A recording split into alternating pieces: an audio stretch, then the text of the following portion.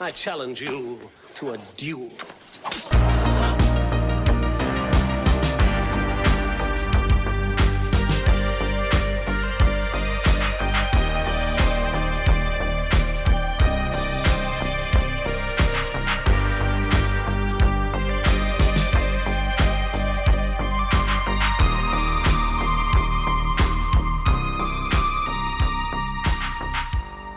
Hello and welcome to episode 19 of the Movie Duel podcast. My name is Peter and I am your host. On each episode of the Movie Duel podcast, myself and my co-host pick a subject that's based around movies, and then we each pick a film that we think best fits that subject. This time around I'll be joined by Tarquin, one of my movie duelists, and we'll be discussing our choices for best workplace comedy. But before we get into that, just a few points of order for this episode. First of all, some thanks for reposts and retweets on our last episode to Paul from Filmbusters and to Jamie Russell. Thank you very much, guys. And just to let you know the results of the poll on the last episode as well, which I was joined by Nicole, and we discussed our choices for Humble Pie, or the episode was called Humble Pie, about films that we avoided and ended up loving. And that was a score draw, 50-50 for Chud and for the Warriors. So thank you very much to those who voted in the poll. I would encourage you to head on over to Twitter and you can vote in the poll for this episode as well. And then just to let you know about how you can contact us here at Movie Duel Podcast, you can do so through the social medias. So through Facebook, which we are at facebook.com/Movie Duel Podcast. You can drop us a message on there. You can drop us a message on X or Twitter or whatever you want to call it, at Movie Duel Pod, and we're also on Instagram as well at the Movie Duel Podcast. And then just a few notes about this episode. There will be spoilers for both of our choices, and a bit of strong language as well. So you have been warned about that. And without further ado, let's head on over to the main discussion. Let's go to work. Okay, so welcome back to Tarquin. Tarquin, how are you today? Very well. Fantastic. What have you been up to? Anything exciting recently? Not really. Feeling a bit guilty about Russell Brand. Why is that? Well, because I've had to join in on the public denunciation of him, and I used to be a fan back in the day. Oh, really? Right. I see. Well, I'm not with you on that. I've never been a fan of him. I've always thought of him as a bit of a twat. That does seem a very popular view at the moment. But, he was a working class icon at the time, and it's nice to have somebody like that who wasn't just a football yob or, he tried to be erudite. Yeah, I guess so. I mean, I'd never found him funny, to be honest. He wasn't my cup of tea. And thankfully, I wasn't his cup of tea either, which is a good thing. But what about your viewing? Have you seen anything new lately? Let's see. The last thing was Talk to Me. Oh, yeah. Which so when on the quiz, Vanessa said that she didn't think it was that scary, and I kind of agree. It wasn't. There was only a moment or two that made me jump, but I really liked it. I like the characters a lot, and I thought the horror was really effective. Yeah, definitely. I saw that quite recently. I thought it was very, very fresh. I won't say it was totally original, but it was very fresh. It felt quite. It felt a little bit different, and it did things in a different way. And it's like any good horror; it's got that sort of subtext to it. And yeah, I thought there was a couple of moments, like you say, that did sort of really hit the mark in terms of scares and things. Should have gone to Specsavers.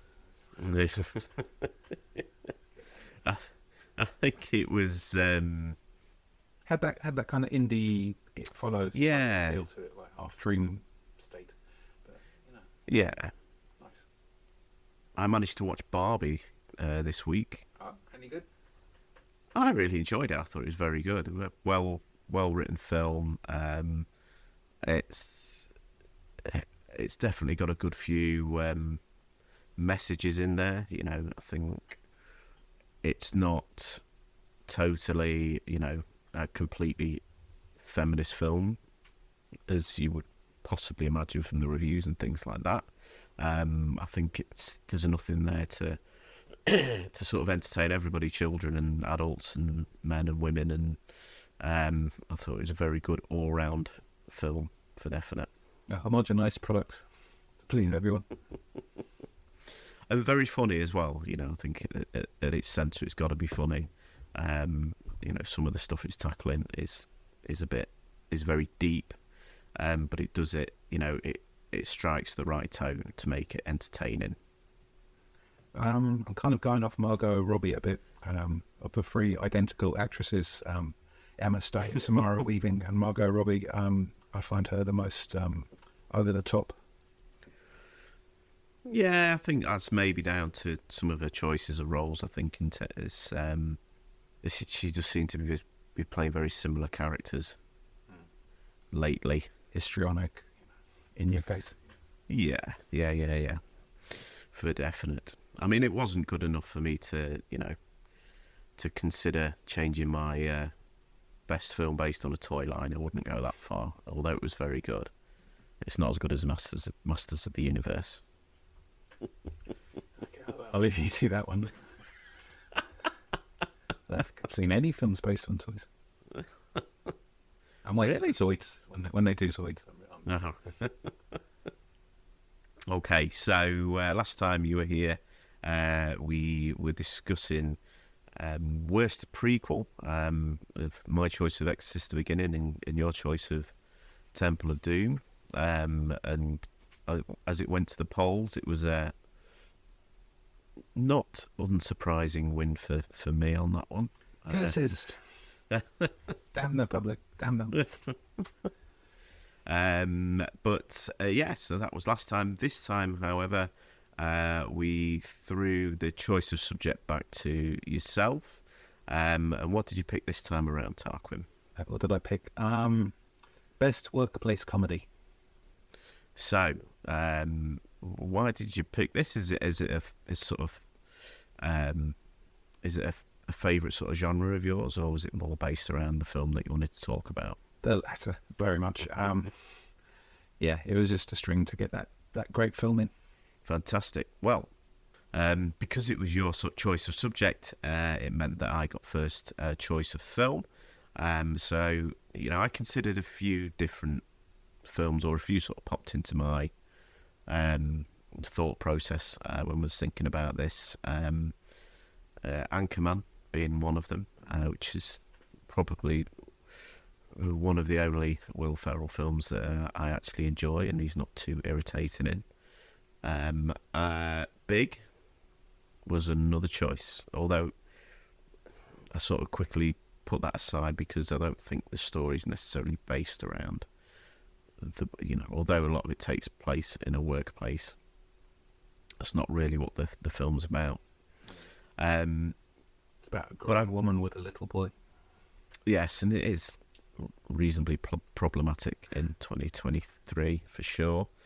But no, I went for a film that up until a couple of years ago I'd never sort of seen. It was something I kind of avoided, and that is Clerks from 1994. Salsa shark. We're gonna need a bigger boat. Throughout history, they have been a part of our American life. Men and women who have made it their mission to serve their fellow man. They've worked hard enough. Isn't it time they had their own movie? Clerks. This job would be great if it wasn't for the fucking customers. I don't bother them, and they don't bother me. I could do without the people in the video store. Do you have that one with that guy who was in that movie that was out last year? You should hear the barrage of stupid questions I get. What do you mean there's no ice? You mean I gotta drink this coffee hot? You'd feel a hell of a lot better if you just rip into the occasional customer. You're a clerk, paid to do a job. You can't just do anything you want while you're working. Hey, you open? No!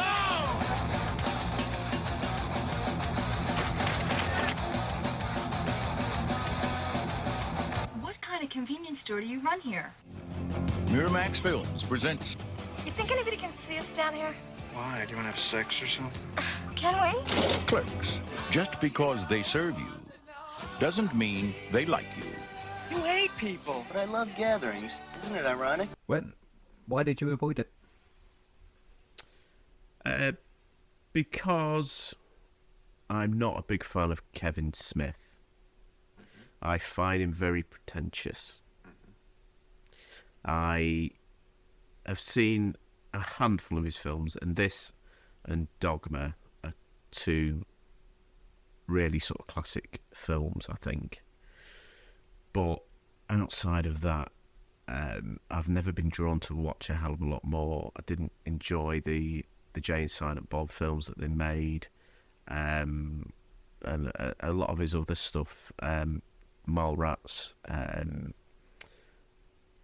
Chasing Aim is okay, but again, didn't really float my boat. So he was not a director I was sort of drawn to, and he appears a lot on documentaries about various different things. He's obviously a big comic book guy and stuff, so I don't know, I just find him just this sort of annoying sort of stoner who's got a very high opinion of himself, really. All very true, yep. But yes, so Kevin Smith, directed by Kevin Smith, starring Brian O'Halloran, Jeff Anderson, Marilyn Gigliotti, Lisa Spinner,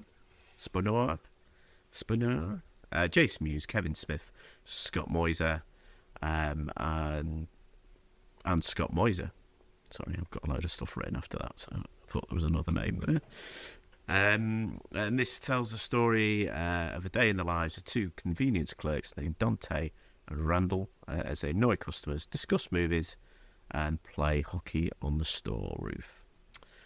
So, as I say, I only saw this film a couple of years ago, but I think one of the reasons I really enjoyed it on first viewing was that I do like a good sort of independent guerrilla style film, and this is definitely that. I think it's an incredible first film. It's a very strong look to it, and I think it is very, very funny. You know, it made me laugh out loud. This is the third time I'd watched it in the rewatch for this podcast, and it really did make me laugh again.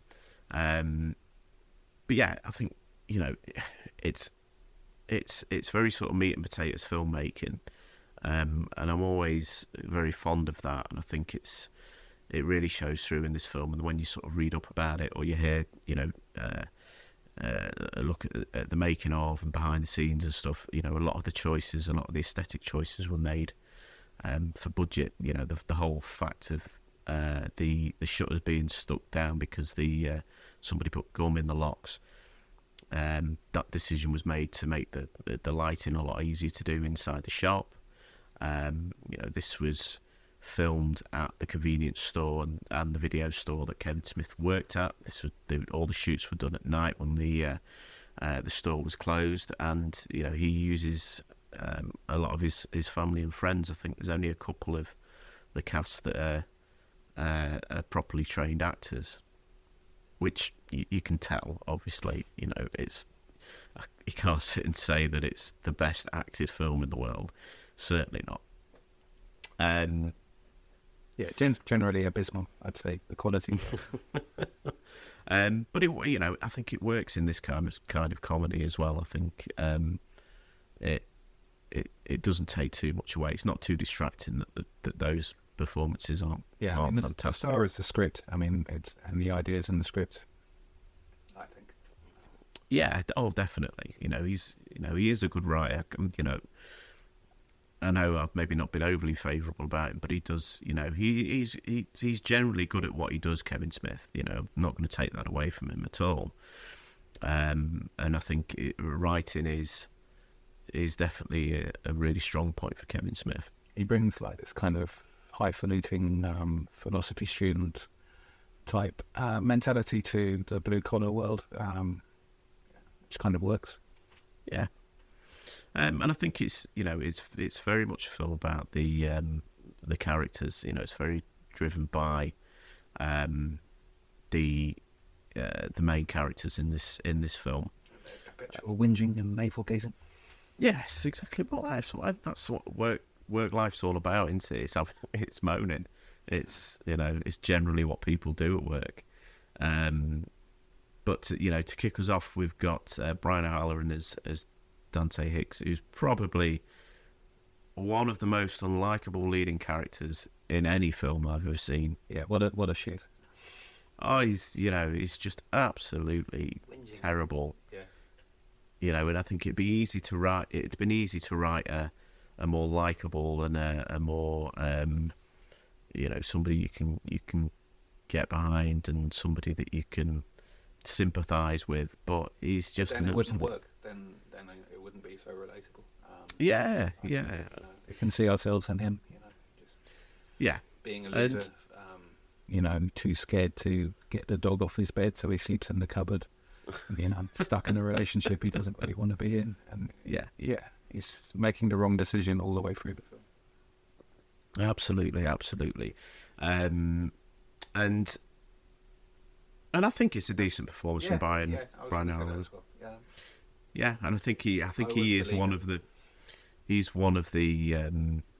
people who actually has had, you know, acting experience before this film, and he really gets better in the sequels, which I know you haven't seen. Particularly number 2. Yeah, cool. But I think he's based. So the character of Dante is based on Kevin Smith, and he's generally the sort of inspiration for the Dante character. He has this just this really, well, it's just so immature, such an immature sort of viewpoint of his relationship, especially with Veronica. You know, the very sort of famous sort of section of this film where they're talking about how many people they've slept with, and he's shocked to. She's shocked that he's slept with 12 people, and then he's sort of quite cocky about the fact that she's only sort of slept with 3 people, and he sort of throws that at her a little bit, until obviously the revelation that she's had an entanglement with this guy that she calls Snowball. Yeah. I won't go into the details of why he's called Snowball, but Google it if you don't know. And the revelation that she's you know, performed fellatio on 37 men, including Dante. And at this point, he gets, you know, absolutely, you know, yeah, exactly. And he's just talking to her like she's a piece of shit and she's a tramp and all this sort of stuff. You know, despite the fact that he's, you know, slept with more people than she has, and it's just. He actually says, but that doesn't matter. It doesn't matter that he slept with 12 people. What really matters is that she's, you know, and it's so passive aggressive and nasty. The way he goes at her. Yeah, like he wants to end it, but he hasn't got the courage to do that, so he'll just use this to barrage her. Yeah. But it does lead to the incredibly funny line of, "My girlfriend sucked 37 dicks," to which a customer comments, "In a row?" And one of my favourite bits is the when he goes out, she goes out the store, and he goes after her and shouts and try not to suck any dick while you're walking through the parking lot, and the guy who stood outside just goes to follow her. It's Get back here.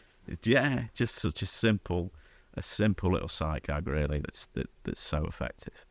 But yeah, he's just horrible. He doesn't seem to have any morals, really. I mean, he's sort of flies whinging about Crandall not turning up to open a video store at the right time. Why does that matter? He has this massive go at the guy who was meant to bring balls to the hockey game. Yeah. He's just a series of whinges. Yeah, I mean, he just calls out everything that he does himself, or it is his fault. He's as sort of Randall calls him out towards the end of the film for being a martyr, and that's exactly what he is during this film. You know, he's I mean, to be fair, the film does take him to task. You know, for definite. I mean, Randall really nail his character. It's very much based, it was loosely based on the Divine Comedy by Dante, who obviously the main character was named after. Obviously, the film sort of split into 9 parts. Yeah, are all those chapter headings like Circles of Hell? Are they taken from the Divine Comedy? I believe so. They certainly sound like it. I didn't. Some kind of fit, and then some don't. Yeah, so I don't know if it is just him sort of taking sort of liberties. Maybe, I don't know. I'm not up on my classic literature, I'm afraid. But yes, so moving on to Jeff Anderson as Randall. This was his first sort of acting role. I don't think he's done a great deal anyway, other than the sequels. I think all his credits are basically Kevin Smith related. Yeah. But he's, again, you can tell he's not got a great deal of acting experience, but he does the job. You know, I think he has 2 or 3 sort of big-ish monologues in this film, or bits that he's got to keep sort of moving, and I think the character of Randall starts off very unlikable, and then as you sort of go through the film, he becomes a little bit more sort of moral. You know, he's what he calls out Dante's behaviour, and he sort of tries to sort of set him straight on how much of a dick he's being, basically. He's not some big he's not got a massive moral compass, because obviously some of his moments earlier in the film, in particular, reading out a slew of porn film titles in the presence of what looks about like a 3-year-old child, is pretty despicable, just to get to the teasing Veronica about her blowjob exposing. Yeah. You should see Clerks too. He develops as a really magnificent bully in that, torturing this poor dweebish guy who's a Lord of the Rings film. The film is very unfair to the Lord of the Rings, and right. He's good in that. He gets better. I think he's a bit rubbish in this film, but he comes across just as a real person, a real character from that area, and so he works on that basis. I'm going to butcher this pronunciation again. Marilyn Giglotti, the woman who plays Veronica. I think she's one of the stronger performances in this film. She's introduced in quite a spectacular fashion. What, with the fire extinguisher? Yeah, with the fire extinguisher, taking the fire extinguisher to the baying crowd who are trying to usurp this Dante for selling cigarettes. The classic example of Dante not being able to exhibit any authority or any control. Yeah, absolutely. And she sort of quite easily sort of dispatches this mob crowd. But she's a very sympathetic character, I think, as the film goes on, because you do feel very sort of sorry for her, especially where Dante's sort of calling her out for the 37 blowjobs, and later on it's obvious that he doesn't want to be in this relationship and he'd rather be with the Caitlin character, but he still sort of strings her along, and then sort of he flip-flops once certain events happen with the Caitlin character. Do they? Yes. Well, I mean, obviously, to sort of touch on that, the Caitlin character, which is the quote unquote other woman in this film, who he's not necessarily thought about until he finds out that she's engaged, and then he's, suddenly sort of Obsessed with her. Yeah, the grass is always greener on the other side. yeah, exactly. And then she turns up and she sort of says that she wants to be with him. At which point, he's made the decision that he wants to end things with Veronica, and then he meets Caitlin later on, who emerges from the bathroom, talking about the great sex that her and Dante have just had in the toilet, and it turns out that it's the larger, older gentleman who was asking for the soft toilet paper about halfway through the film and has passed away, and she's had rather wild sex with his corpse. You want soft toilet paper, you go to the hotel, Grey Boy, as they say in the Fistful of Traveller's Check. At which point, she's had sex with a corpse, so he doesn't really want to have anything to do with her. Yeah. Another classic Dante. And then, obviously, by this point, Randall's effectively told Veronica that, he doesn't want to, that Dante don't want to be with her. And, yeah. So she gets that sort of, say, happy ending, but, she does get a reasonably happy ending, and she's not sort of strung along any further. What, because she told him to fuck off? Yeah. And hits him with her bag? Yeah. She's kind of a one-note shrew all the way through the film, just, whinging and bossing him all the time. Not a great actress, I thought. But I did feel for her, yeah, just as the girlfriend that he's stringing along all the way through.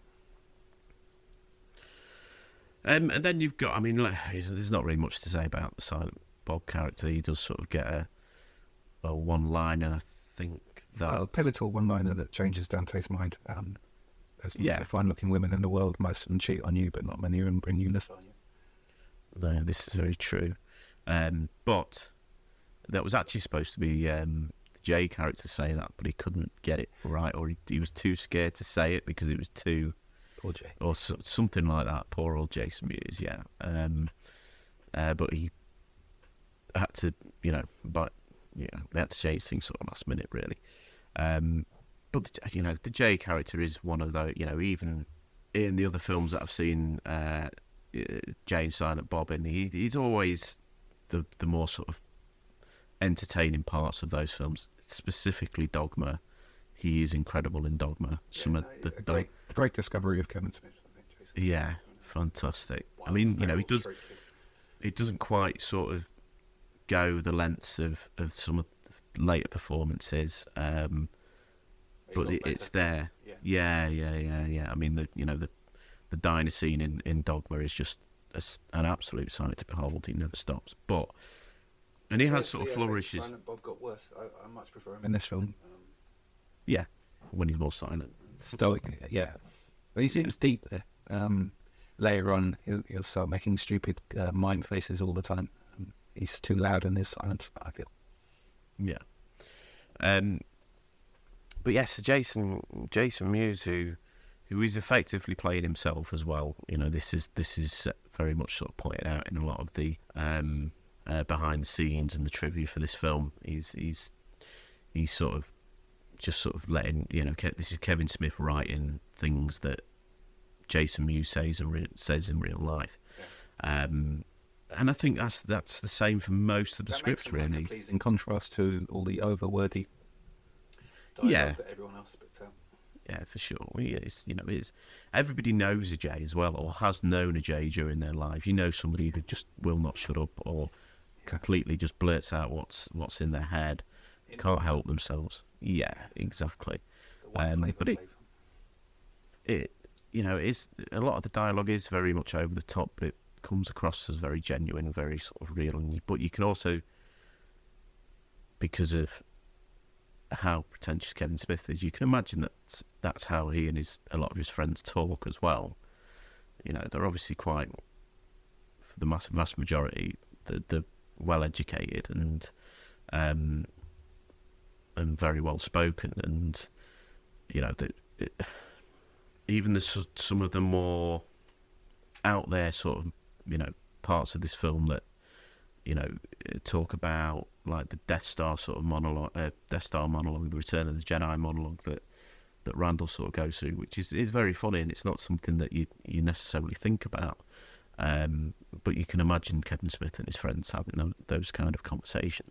Yeah, I mean, that's where he really struck a chord with the public, just a serious examination of low culture, which has had unfortunate repercussions in our culture, I think.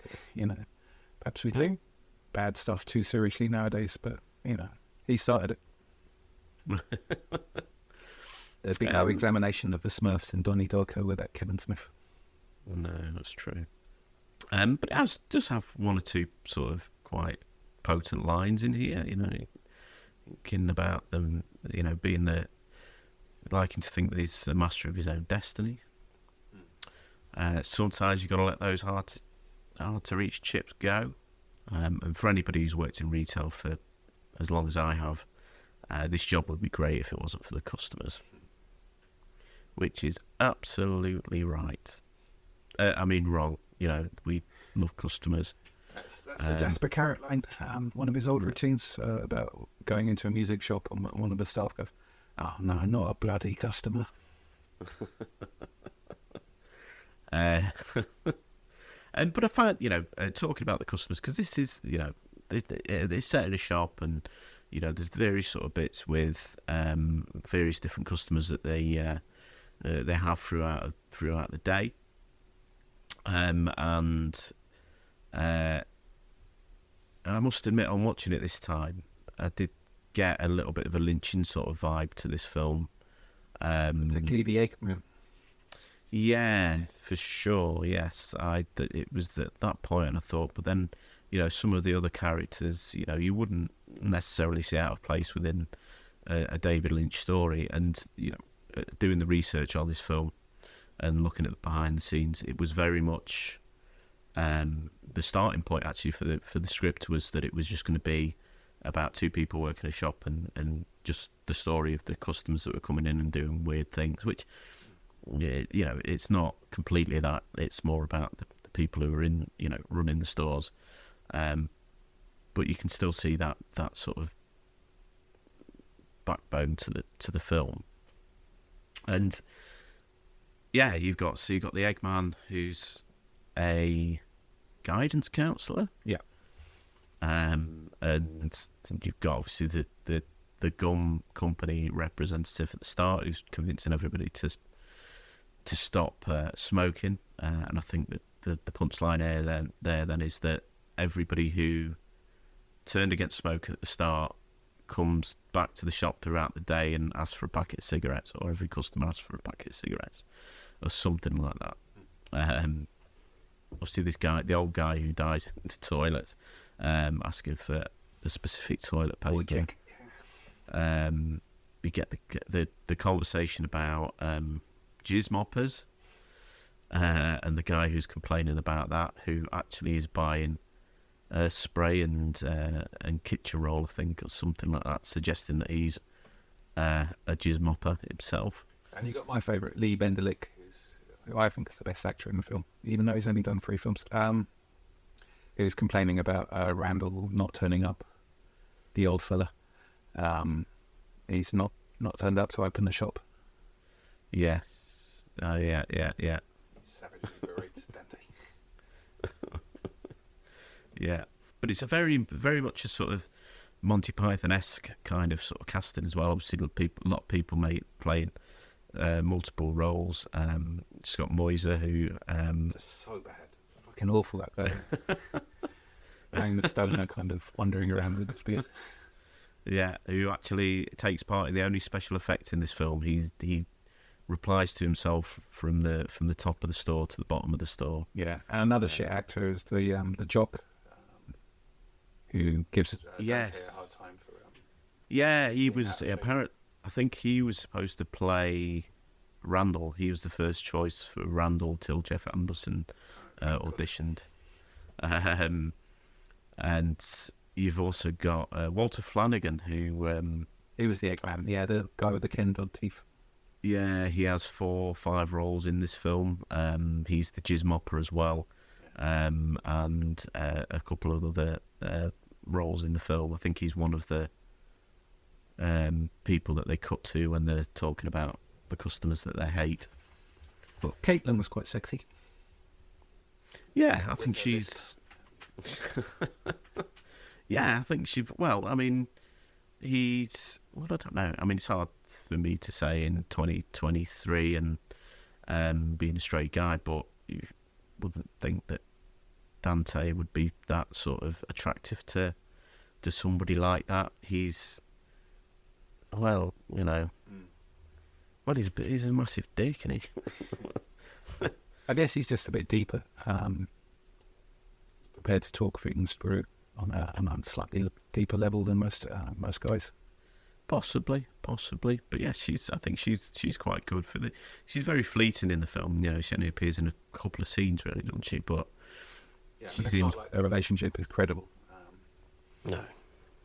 But I think as far as the comedy goes in this film, it's one of those comedies where you can watch it and keep picking bits up and, you know, keep returning to it and seeing something that you haven't seen before, or hearing something that you haven't seen before, or connecting things together that maybe weren't, you know, there on the first or second viewing. Yeah, the shoe shine thing was like that for me. I couldn't get that the first time, and I realised it was a sign that he was putting up. Yeah. Well, and I like that. I think it's when you've got those recurring gags, and there's 2 or 3 in this film, and they just keep popping up.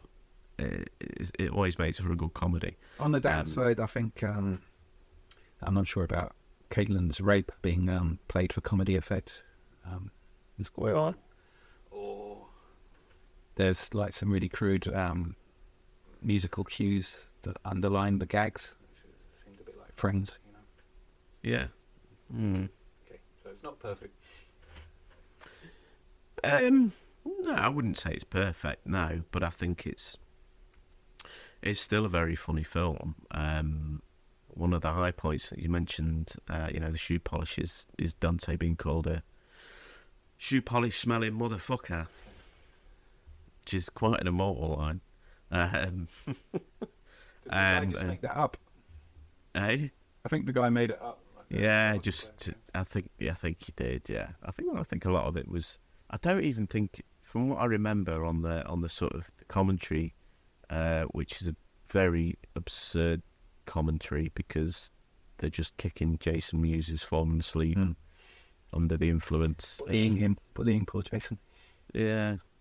They talk about there's not actually too much improv in this, and you would maybe get the impression that there is.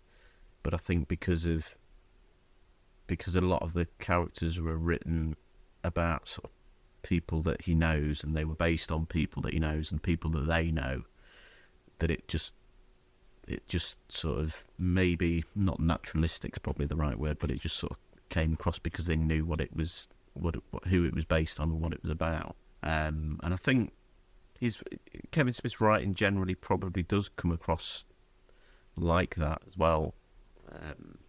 He said that he writes dialogue the way he wish he could speak. Yeah. Every thought is perfectly expressed.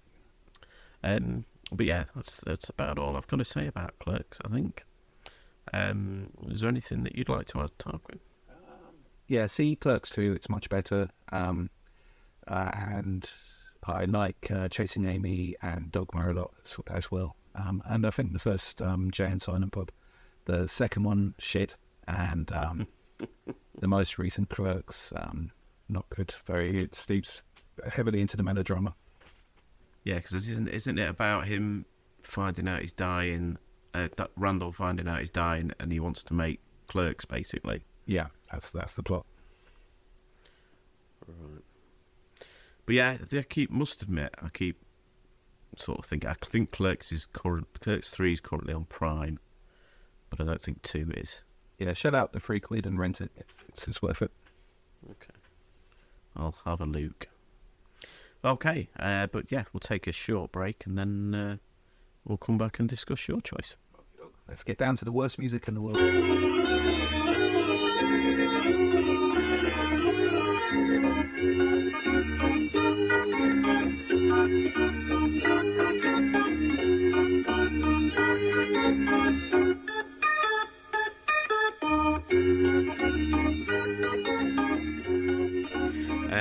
Okay, so welcome to the intermission. So this is the part of the podcast where I give my co-host a random question, a question they've not prepared for, and get their honest first answer. So Tarquin, are you ready? Aye. Okay, so your question this time is, if you could dine or drink in any bar, fictional bar or restaurant from any movie, what would it be? Does it have to be a movie? Could it be a TV series? Go on then. All right, so the restaurant at the end of the universe in the Hitchhiker's Guide to the Galaxy TV series, there's... Have you seen it? Long time ago. I can't remember much about it. It was when I was very young. So, it's the climax of the series, I think. There's a restaurant where there's like a talking cow who wants you to eat it, who actively tells you the best parts of his body to eat. And then this compare leads you through the creation of a universe and the end of the universe. The restaurant travels through time. Yeah, there. And I also like the look of the blue kind of hot dog things that the workers in the Bogan construction fleet eat. They look very hoopy fruit. Blue hot dogs. Yeah. Okay. I'm sure. Because usually science fiction food looks disgusting, like on Star Trek: The Next Generation. Kind of red cabbagey type stuff the Klingons eat and worms. Yeah.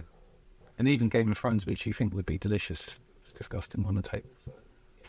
Hitchhiker's I tell you what I always used to think looked tasty in Star Trek, and I'm not going to be crude. The flibbles. Is it flibbles? Flibbles? Tribbles, that's it. Yeah. Bit hairy, no? Well, yeah, it just adds to the texture. Give them a shave, stick them on the barbie. Yeah. You thought I was going to say Deanna Troi then, yeah. But no, I would pick Jack Rabbit Slims from Pulp Fiction because it just looks so cool. I mean, it probably have to be the night that Vincent and Mia are there doing their twist contest, but it just looks so bizarre. And these sort of American diners in films always look, they try and do them over here, and they have these sort of themed American diners and all that, and it's never the same. It's never the same.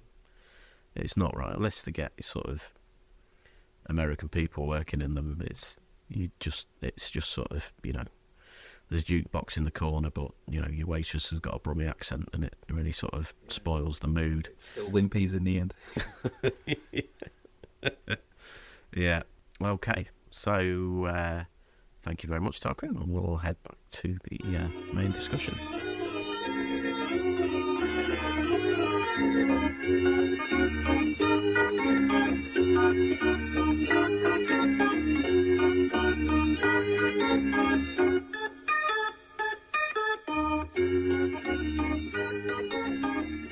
Okay, so let us know then, Tarquin, what film did you pick? Well, first of all, did you have any other considerations, or was this your only one, and what did you pick? I'm kind of stumped to think of other workplace-related comedies. The ones you chose sounded quite highfalutin, besides Clerks, and I think what I was looking for was more of a utilitarian film, like that kind of that low blue colour milieu. No, so it had to be this one. Okay. And what did you go for? Car Wash, 1976.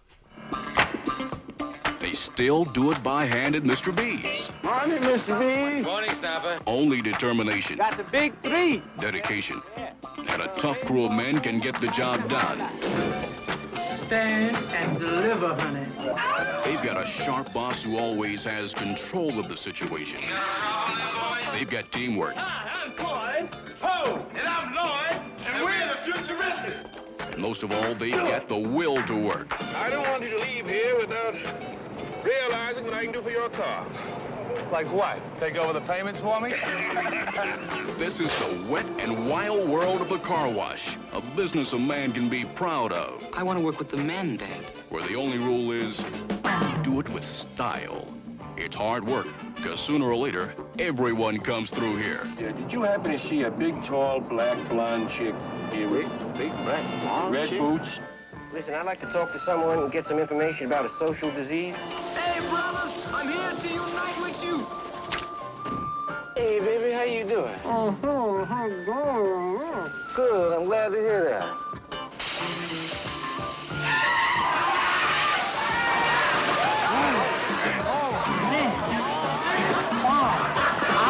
Between the washing and the cleaning, there's always room for dreaming that the next car through might be the answer to your prayers. Praise the Lord, praise the Lord. Well, praise this car, honey. Thank you, miss. But one thing is certain, when it comes to serving the public, these men will stop at nothing.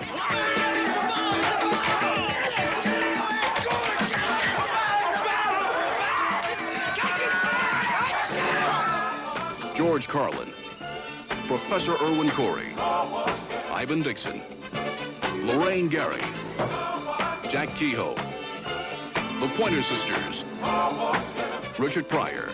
They all come together at the fabulous, freewheeling Soap Suds and Emporium, where everything goes. Boy, there's been some weird people in here today. Car Wash.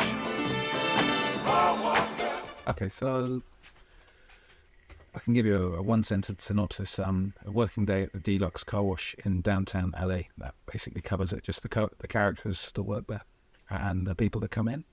And I'll give you a little history. At the height of the swinging 60s in an Italian restaurant on the Sunset Strip, two friends who hadn't seen each other since college happened to meet up.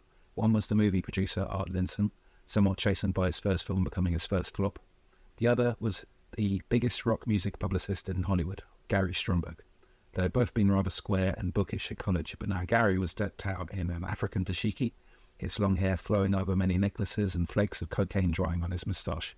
6 months after resuming their friendship, Gary approached Art with an idea he had scribbled on a spoiled napkin, a musical that featured a working replica of a car wash on stage, with songs like N-Words and Jews Have the Rights to the Blues, I Used to Hate It Till I Ate It, and Hog Wild, about a guy who drives a caddy and washes cars with his body. He lavers up and rolls over them. They took it to Ned Tainham, then president of Universal. He said, "A day in the life of a car wash set to music. That may be one of the worst ideas I've ever heard. I think you should make it into a movie." Art hurriedly agreed, and at Ned's suggestion, agreed to meet Joel Schumacher as a possible screenwriter. Joel was a client at Ned's wife's agency. Coming into the meeting with Art and Gary, Joel made a strong impression, dressed flamboyantly in a distressed leather jacket and wearing an unusual amount of Mexican jewelry. Art said he glided into the room. Joel said, "I know what you're thinking, but I grew up under the Chiclet sign in New York, and I know how to make this idea great. There is no one, I mean no one, who can do this better than me." They liked his enthusiasm as well as his affection and sympathy for the characters. Given the job, Joel's initial inspiration for the script came from watching a sex worker at a car wash. She was using a payphone with one hand and holding a beer can with the other. He realised that the car wash was the hub of the community, a place to socialise, kill time and hang out. African-American director Michael Schultz was chosen to direct. It was his second film after Cooley High. While initially reluctant, he acquiesced when given free rein to rewrite the script and make the dialogue more believable. With a budget of $2 million, the film made a reasonable profit of $14 million, recouping its costs on its opening weekend. Yes. Fantastic. I mean, that's the second time I've heard that mention of Cooley High, actually, recently. Have you seen that film? I have. It's great. Yeah, really recommend it. Yeah, it was a podcast. I don't know if you ever heard it, called Films to be Buried with. Brett Goldstein presents it. The guy from Ted Lasso. And he had Harold Perrineau, who was his guest. Yeah. Michael from Lost. Yeah, and he was talking about, because the concept of the podcast is that he asks certain, gives them certain things like. Let me guess where you're going to go here with the title. Films that he wants to be buried with. Well, yes, yeah. Sorry. but it's more like, you know, films that made you cry and films that you think speak to you the most and all that sort of thing. And Harold Perrineau mentioned Cooley High a couple of times. No, that's nice. Yeah, I love that actor. Brilliant actor. Really good. So it's sort of on my radar at the minute, so I think I'm going to have to seek that out. Yeah, it's great. If you want to see Jeffrey from Fresh Prince of Bel-Air, the butler, play a young guy, just acting his arse off. He's kind of a punk, but it's a very believable like slice of life, just kids hanging around and getting into trouble. Very cool. So when did you first see this film? When do you remember sort of seeing this? When I was about 8, I think. An American friend recommended it to me. We watched it together when it came on the TV, and I just loved it since then. Loads of times I've seen it. Because there's a couple of things that sort of struck me about this film. The first thing being that it completely took me by surprise that this was a PG film. Beforehand, sort of noticing that Richard Pryor was in it, but during the watching of this film, and you know, there's sort of a couple of scenes of drug use. You know, some of the subject matter is a bit risky. Yeah, like the prostitute hanging a douchebag over the sink. Yeah. And a few uses of the N-word as well, which, you know, I mean, I know obviously... Yeah, and the F-word, if we can say that. And the F-word, the other F-word, is thrown around a couple of times. So it really shocked me at those points because, I mean, I know this was 1976, but it's still classed as a PG in this country as well, which is bizarre. I think you see a lot of films that get classified lower or reclassified lower. A lot of action films and horror films and things, but it's not very often you see them reclassified higher, which I think is something. You know, it's something for them to think about because, you know, I wouldn't want to sit and watch this with my daughter. You know, it's how old is she? She's only 9, so okay, yeah. But when she's 13, I think. Yeah, I think when you can, you know, but that's it. That just means, you know, it could be reclassified as a 12 for definite. But yeah, I didn't really know what to expect from this film either because, you know, as it sort of talked about in some of the trivia and the background of this film, you know, I was expecting it to be a Richard Pryor vehicle. You know, and he was quite unhappy about it. I think wanted that they'd, you know, used him in a lot of the promotion for the film. Yeah, if you look at the poster, it's basically him and George Carlin. Yeah, they're only in it for about 10 minutes total. Yeah, so I think, you know, the impression was that, and I had to watch it. I watched it over 2 nights because I'd had a really busy week. So the first night I'd only got about halfway through, and I really wasn't enjoying it. I was just not getting the film. I just didn't get. I'd not sort of laughed, and it just didn't really sort of sit right with me. But then when I watched the second half of it the night after, it struck much more of a chord with me, you know, and it's very much a film about the real, very sort of mostly realistic lives of these guys that work at the car wash and these absolutely bananas people who come to the car wash, the customers. But it's, again, you know, quite similar to Clerks. It's on the side of the workers and the customers are hyped up and ridiculous. And it's still got a very human side to the story. Yeah, because it takes them seriously. You know? Yeah. Well, fuck you. I love it. I think it's a really good. Yeah, it's a vibe, you know. I put it on and I'm just really happy. I'm transported to New Hollywood at that time in the 70s with these people. Yeah, these great people.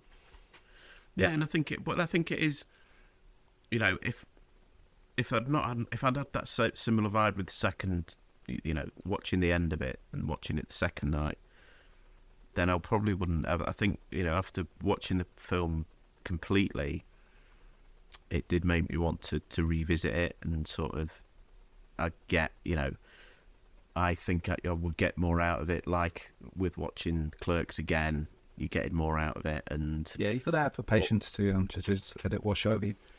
Yeah. I think the studio was very keen that they hyped up the comedy, and so more of the social realism stuff was dropped from the script and kind of features more heavily at the end. Like there's about 5 quite realistic bits about the character kind of all put together at the end. So that gives it a bit more depth. And I think that made it all the better. That made it a much better film. Yeah. And that the end should have been staggered and balanced all the way through. Yeah. Yeah, because they are, despite the fact there's a lot of sort of japes between the guys who work in the car wash and stuff like that, they're all quite respectful of each other, and there's a good camaraderie to them. Yeah.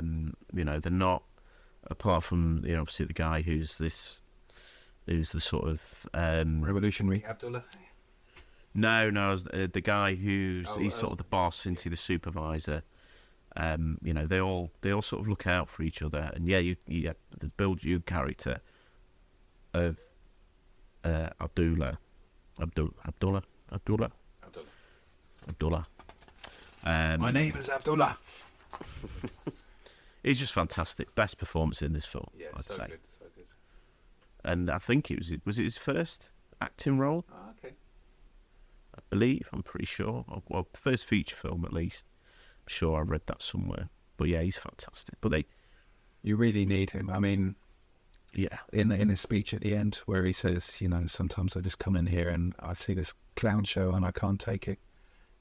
Otherwise you'd be having something close to a minstrel show, like making the guys look ridiculous and stuff. But he's real. He's quite often wrong, but when he's right, you have to listen. Yeah, well, that's it. I mean, it's that. Was sort of. I don't think it's said outright, is it? But I think he's sort of led to believe that he's sort of fallen in with a sort of Black Panther type group. He meets with some revolutionary who pulls up in a van across the road. Yeah, and he's obviously a guy that's converted to Islam, and with the best will in the world, the guys are they're simply just not getting used to the fact that he's changed his name. They know him as Dwayne. They keep naming him. My name is Abdullah. They keep calling him Dwayne. And for the vast majority of the film, they're not doing it out of spite or to wind him up or anything. A lot of them are genuinely just not getting used to the fact that he's changed his name. But there are 2 arseholes, Floyd and Lloyd. These guys who are always practicing their dance steps and their routine and stuff. And they tease him a bit like, oh, you coming to get some ribs? I don't eat pork. I don't eat slave food off the vote. Is ribs pork? Yes. They love teasing everyone now. Yeah, they were a little bit annoying, to be fair. But again, I think that's supposed to be the point. They're good at the banter, but yeah, they are kind of assholes. But you've also got a similar sort of trajectory with the Lonnie character as well. They sort of the 2 very sort of sympathetic characters. Yeah. So Lonnie's like an ex-con. He was in prison for breaking open the head of a gas station attendant, and he's trying really hard to go straight. He's got 2 kids. He's got ideas for the car lot. He's kind of been given the role of foreman, and he tries to mentor Abdullah, but Abdullah's always pushing back. Yeah, until the end. But there's this very sweet sort of conclusion to the film, isn't there, where he, Abdullah comes back to basically rob the place, and finds, Mr. B. Mr. B has put Lonnie in charge of sort of cashing up and stuff, so he finds Lonnie instead of Mr. B. And there's this very sort of sweet exchange, and Lonnie sort of talks him around. Give me the gun; it'll be all right. We'll work it out. Yeah.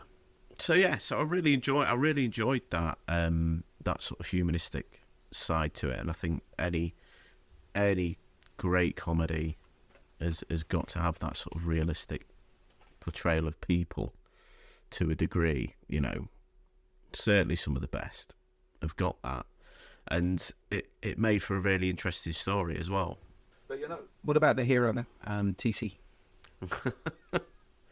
That afro is amazing. It's just fantastic.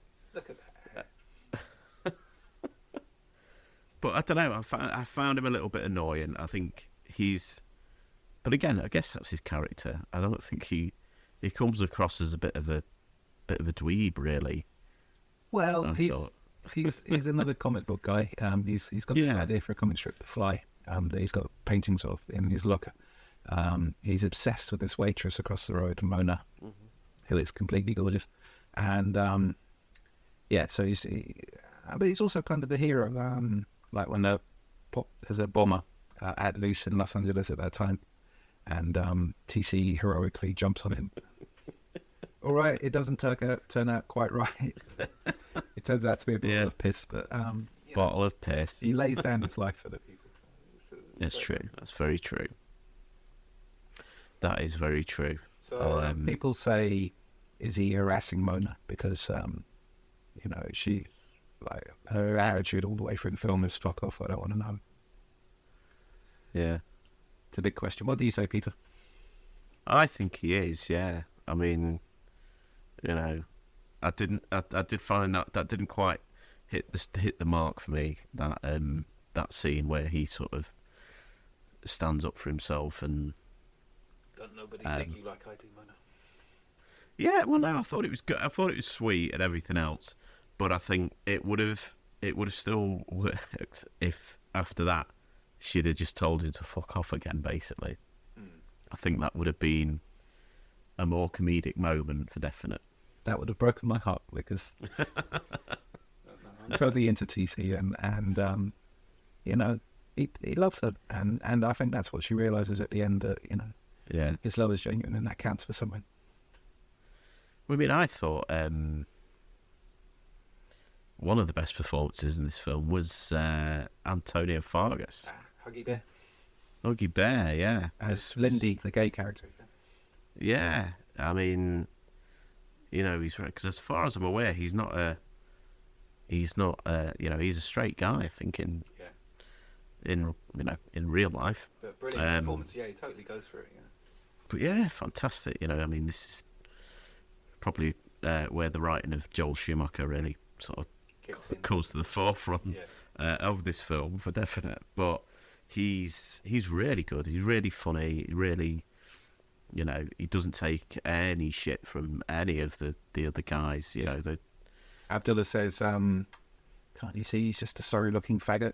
And sorry to use that word. And Lindy responds, "Who are you calling sorry-looking?" He owns that word. Yeah.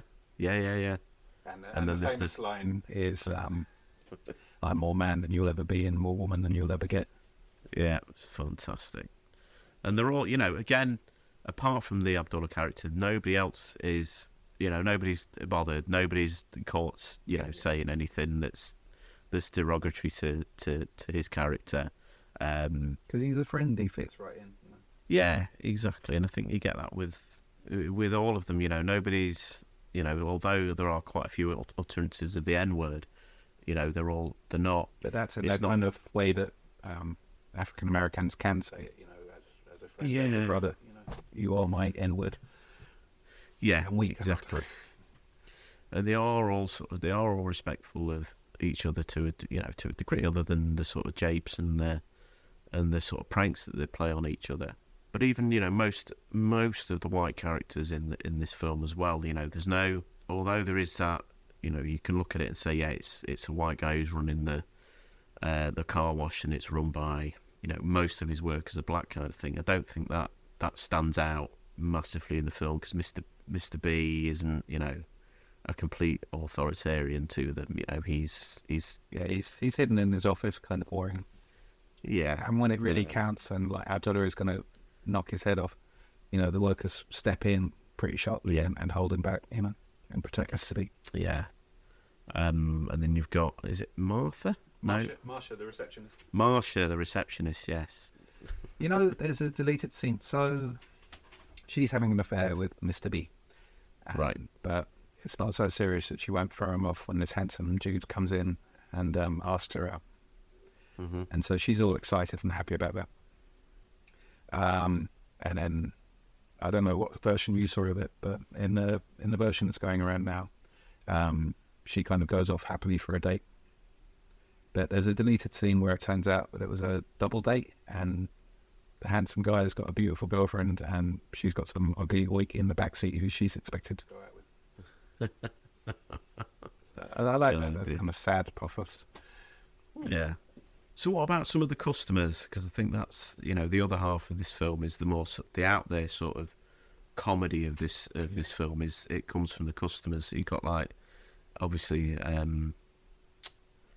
Richard Pryor, who plays Daddy Rich. Is it Daddy Rich? Yeah, the Church of the Divine Economic Spirituality. Yeah, it's Coterie, the Wilson sisters, played by the Wilson sisters. Yes, yeah. Yeah, that's a superb 5-minute cameo that he does. Yes, definite. I mean, I think I read somewhere he can't remember making the film because he was so high on coke, basically, at the point. And to be fair, you can tell from the performance he's gurning like hell in this film.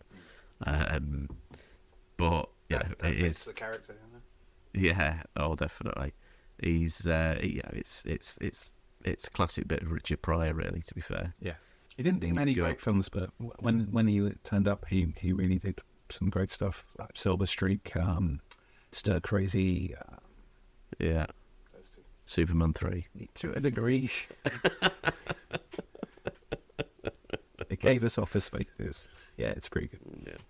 And then you've got see who else have you got? You've got the mum and the son who's throwing up. Yeah. Miss Beverly Hills. Miss Beverly Hills. Played by the wife from Jaws. Yes, Lorraine Gary, yes. Yeah, she's just a horrible snob who's fretting and completely neurotic about some meeting she has to go to, and her son's bathing. Real life is getting her deaths. And there's a great exchange with the prostitute where she's trying to get into the ladies' toilet. Yeah. And then when she finally gets, she goes, "My God, it stinks in here." And Marlene, the sex worker, says, "It's supposed to, lady. It's the toilet."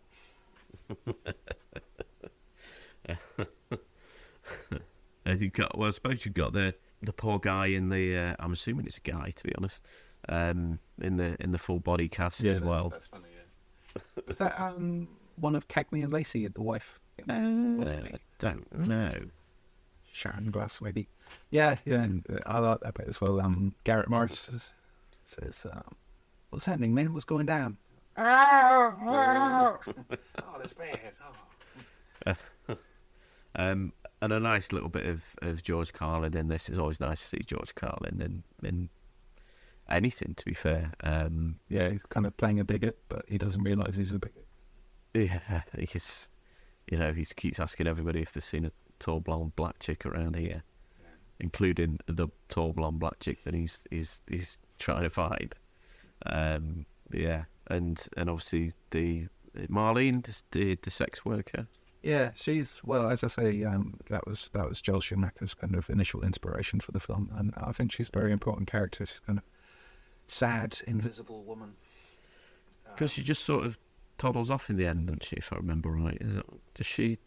Well, yeah, the last shot is her just walking past the office, ready to start her evening's endeavours. Yeah. And I was sort of thinking, and I think it would have been a nice ending, really, if she just got back in the taxi. That would have been a nice sort of, a rubberous sort of end to the story. She just gets back in and he doesn't realise it's the same person kind of thing. That would have been quite fun. Okay. Just to sort of backseat drive on the film. She has sex with Hippo, yes. Nobody gives good customer service like somebody who's just been serviced himself. I love Hippo. He's a massive guy on this tiny motorbike. Yeah. But is that because he drive past her at the end as well? Yeah, that's really sad. Yeah, she says bye and he doesn't even notice. That was the wife of the director, Michael Schultz. Right, okay. Yeah, and apparently she was harassed on the set by the local sex workers who thought she was invading their turf. Oh dear. Well, I'll tell you something else. Something that Car Wash doesn't have, just like Clerks doesn't have. There's no X-Files connection. Bugger. The two movie jewels that we've had that haven't had X-Files connections, Tarquin, have been yours. I'm not doing it on purpose. I like old films, I'm sorry. But the stickler that I am, there's a very loose connection. You know, we're going, 1 to 2 degrees away from 2 degrees of the X-Files, I suppose. So Brooke Adams, who appears in the TV version of this film, along with Danny DeVito, as I understand. Brooke Adams is married to Tony Shalhoub, who was in the episode Soft Light from season 2 with about a man who had a shadow that was a black hole. Okay. Don't really remember that. But you do see her, so if that helps. When TC finally gets to make the phone call to the radio station, she's the woman he zips in front of to get to the phone. Right. But it's pretty sketchy, isn't it? The wife of somebody who had a role. Yeah. That's the closest I could find. You need to pick more X-Files friendly episode choices next time, Tarquin. Wait till I get the French films. Yeah. French films? Yeah, I'm going French. But yeah, I mean, it's definitely another. This was another one of your choices that I hadn't seen, but I will definitely look at revisiting it. I think because it does very much feel like one of those films that you can get something else from it each time you watch it. Good. Yeah, I think so. I hope so. But at the end of the day, I wouldn't say I enjoyed it more than Clerks. Okay, well, you're wrong. You're absolutely wrong. And the acting is so much better in this film on every level. So I think we have to throw it to the polls again. Yes, I think it is going to have to go to those polls, and we'll see what the good listeners think of those. But yeah, anything else you'd like to add before we start to wrap up? So much, but a quick shout out for Justin and Loretta. That's like a kind of soapy element to the story where this couple were a bit like Clerks, really. The girlfriend wants him to go back to college, and he has bigger plans. And then you've got to mention the soundtrack. It's a fantastic soundtrack. So I've got a bit here. The film has a godlike score, produced by soul legend Norman Whitfield and featuring Rose Royce and the Pointer Sisters. Norman Whitfield gets 2 mentions in Bob Dylan's The Philosophy of Modern Songbook. If you check his Wikipedia, there's an incredible list of the songs he's produced. 5 different real Los Angeles disc jockeys provide an omnipotent narration that somehow mirrors the on-screen action. Much like The Warriors, Do the Right Thing, American Graffiti, and Vanishing Point, the radio is an integral part of the characters' lives. Mr. B demonstrates the folly of trying to prevent the men from listening to it. Norman Whitfield and Rose Royce had the script and visited the set during production, and some of the completed songs were played during filming. TC and Mona sing along to their respective themes. There's a clever integration of songs and action. Zigzag fits with Calvin skateboarding. Put Your Money Where Your Mouth Is goes with Marlene and Hippo's business interaction. I'm Going Down fits with sad Marlene being blown out by the mysterious Joe on the phone. Not just as a crude sexual pun, but as an evocation of her mood. I Want to Get Next to You fits perfectly with TC entering the cafe to chat up Mona. The lyrics, spending my dime, wasting my time, talking till I'm black and blue, harking back to him calling from the phone, and getting nowhere, and the lines, my money is low, and I know that I can't take you to the fancy places you might want to go, describing the financial issues that imperil their relationship. The one overtly scored musical moment in the film is when the Pointer Sisters sing You Gotta Believe Something, a magnificent deconstruction of Abdullah's neurosis and arrogance. He's unhappy with himself, and rather than accepting this and working out what he needs to fix, he externalizes and blames everyone else for his problems. Still, he's bang on about Daddy Rich. Yeah, absolutely. I think it is a great soundtrack. And, it surprised me watching some films sort of quite recently, and obviously Night Shift that you brought up before, having its own sort of theme. You think sort of theme tunes to films are more modern invention or sort of through the 90s and stuff. But, even as far back as I watched In the Heat of the Night a few months back, and even that's got a theme tune to it. It's, you don't think of it as... Everyone credits it to Martin Scorsese and Mean Streets, but I mean, there are certainly earlier examples. American Graffiti, Blackboard Jungle, Yeah. But yeah, I really enjoyed the soundtrack. It's great. And I was quite surprised actually by there's a sort of spoken casting call at the end as well it's just like the DJ doing the, telling you who was in the film and who they played. And I've never seen that before. And I was a bit like, oh, we're going through the film again. But then I realised it was the sort of casting call, which was quite cool. Yeah, it was nice touch. Okay, so so that about wraps us up then. For this time round. Tarquin, have you got anything you want to plug, anything you want to tell people that they can find any of your work or projects? My YouTube page, link in the description. If you search Fastbinder 62, Foxtrot, Alpha, Sierra, Bravo, India, November, Delta, Echo, Romeo 62 on YouTube. Yeah, check it out. There's some really cool ones on there. I've watched quite a few of them now. And if you like me and you like a good montage video, they're pretty cool.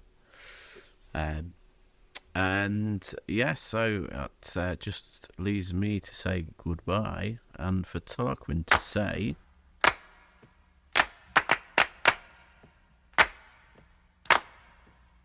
Quick as a flash, no cash, TC.